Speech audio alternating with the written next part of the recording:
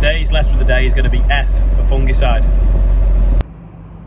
It's now day 47 of cab isolation, lockdown learning. My hair's getting even worse. Apparently I'm getting it cut tonight. The lads that work for me have a little bit of an obsession with parking the tractors in a row, but we'll just go along them because I know all the kids like to look at tractors. So this is the Fendt, one of the best tractors you can get, or if not the best tractor you can get. It's got a mower on the front because we've been mowing a bit of grass the other day, and on the back of it, we'll go over here.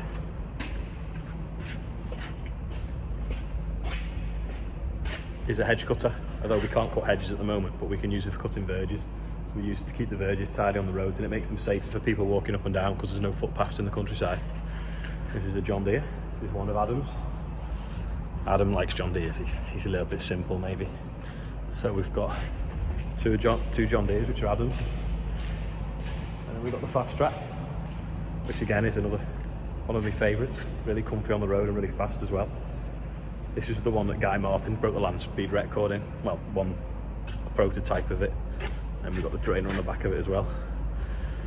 Farm machinery is really expensive. I mean, if you want a maths lesson, so that's like 130,000. The drainer on the back's 30,000. That John Deere is probably worth about 35,000, although Adam will tell you it's worth 45. And that 7.5 is probably worth about 50,000.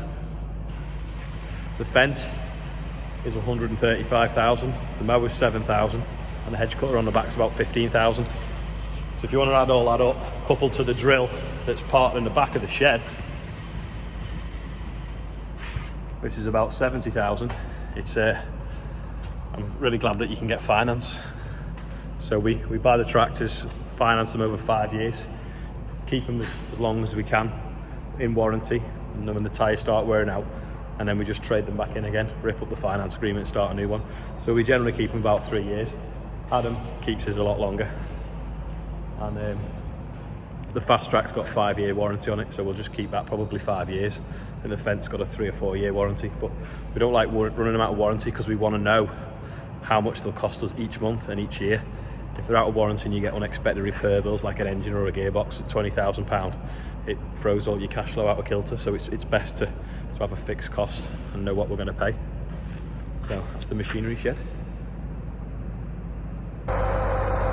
Just spraying this field of winter wheat now. This is the one that we put a herbicide on the other week to kill broadleaf weeds, and as you can see, they're going yellow thistles and they're about to die, which is good.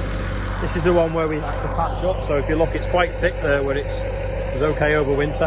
Then if you turn this way, it's really thin and small, because this is where we patch up the spring wheat. So we're putting fungicide on now, which is a bit like a cross between sun cream and hand sanitizer. What it does is it protects the plant from diseases such as like mould and what we call yellow rust. We put it on, depending on the weather, 2 or 3 times in the growing season. This year we'll hopefully get away with just 2 times because it's been quite kind. There's not been a lot of wet weather which causes fungicide problems and different things. So if you imagine you put hand sanitizer on to clean your hands, well, this kind of like cleans the crop and stops infection and fungus and mould and different things growing. But it also is a bit like sun cream because it'll protect it as well for the next sort of 3 weeks. So we're using a product today that we can't use any longer after the end of this month for just crazy reasons to do with the EU. But it's we're putting 1 litre of it onto the hectare with 120 litres of water. And we're also putting some micronutrients on as well, which has got boron, zinc, sulfur and different things. And it's a molasses based product, so it smells like syrup, so it smells gorgeous when you put it in the sprayer.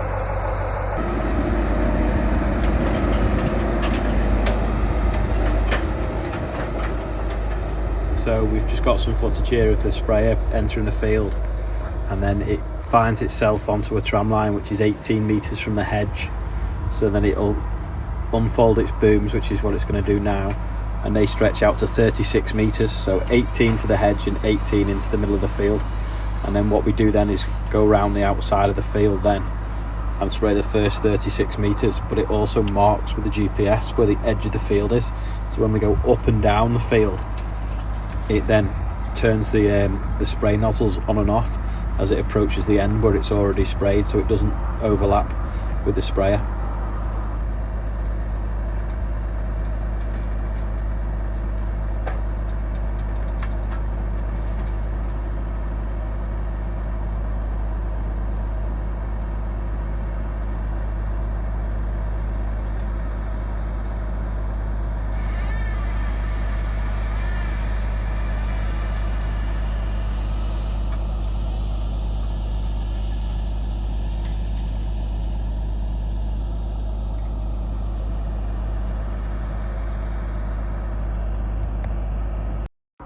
This is the camera on the end of the boom as it sprays around the telegraph pole.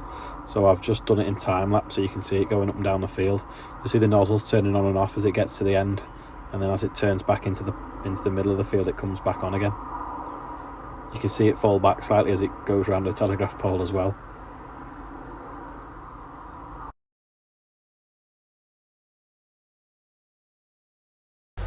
I've just dropped off the sprayer a second because I think I've just seen a baby hare running about. There it is.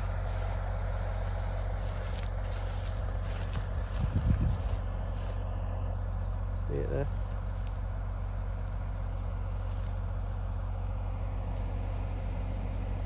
It looks a lot like a rabbit, but it's actually a baby hare.